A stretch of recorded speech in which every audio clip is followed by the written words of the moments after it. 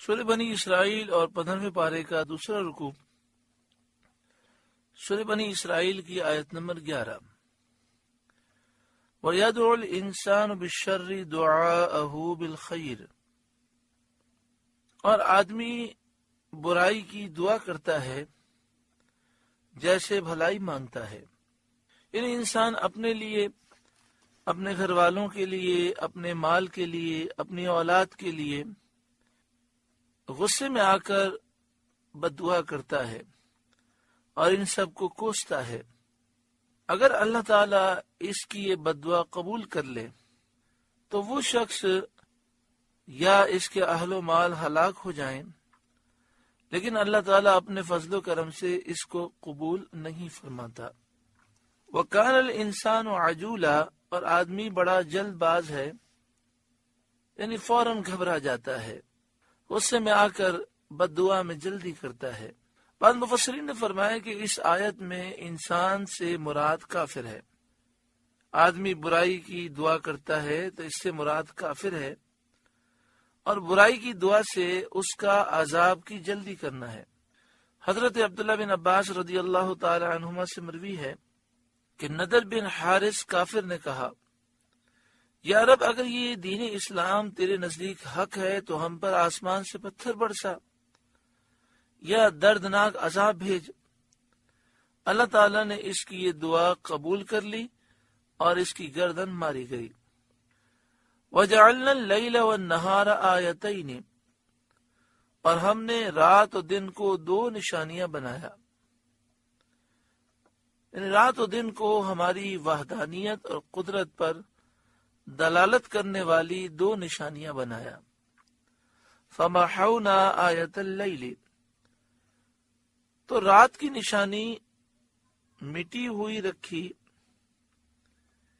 یعنی رات کو تاریک کیا، رات میں اندھیرا ہوتا ہے تاکہ اس میں آرام کیا جائے۔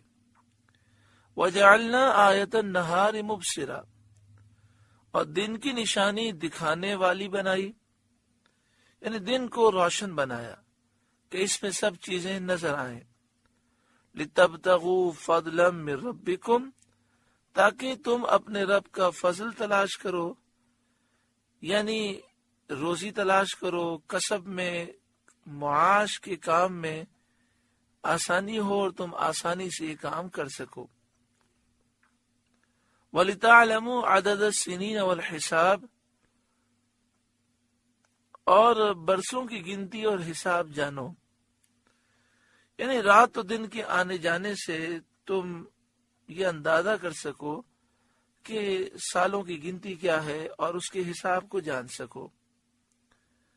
دینی اور دنیاوی کاموں کے اوقات کا حساب جانو، مطلب یہ کہ اگر مسلسل دن ہوتا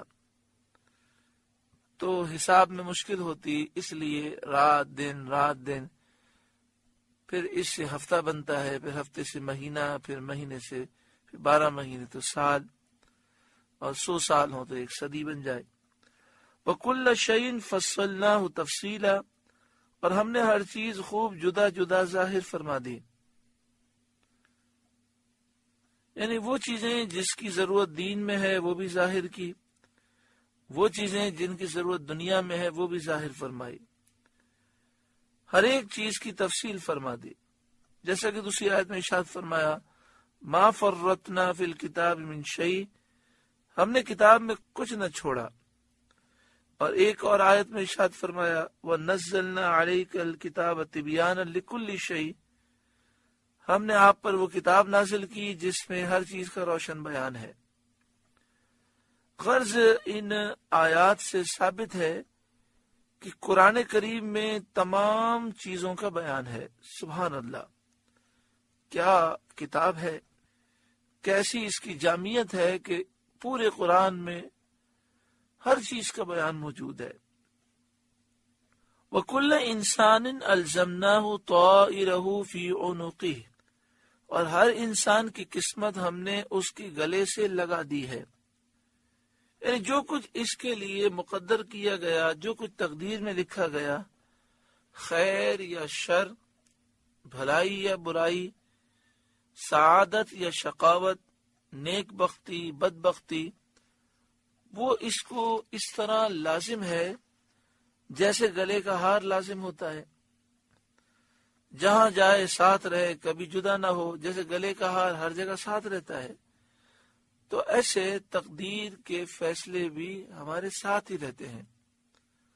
حضرت مجاہد نے کہا کہ ہر انسان کے گلے میں اس کی سعادت، نیک بختی یا شقاوت بدبختی کا نوشتہ ڈال دیا جاتا ہے، پھر جیسا لکھ دیا گیا ویسا اس کا انجام ہوتا ہے۔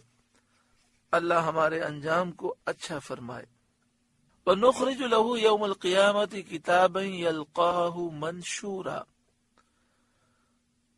اور اس کے لیے قیامت کے دن ایک نامہ اعمال نکالیں گے جسے کھلا ہوا وہ پائے گا۔ ایک نوشتہ نکالیں گے، نامہ اعمال نکالیں گے جسے کھلا ہوا پائے گا۔ اقرا کتابک، فرمایا جائے گا اپنا نامہ اعمال پڑھ۔ کفا بنفسک اليوم علیک حسیبا، آج تو خود ہی اپنا حساب کرنے کو بہت ہے۔ اللہ تعالی محشر کی شرمندگی سے بچائے۔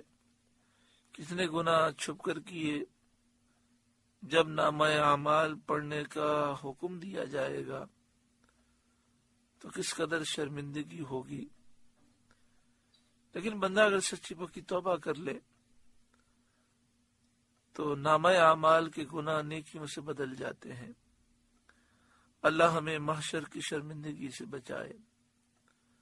من اہتدی فانما یہتدی لنفسہ، جو راہ پر آیا وہ اپنے ہی بھلے کو راہ پر آیا، یعنی جس نے توبہ کی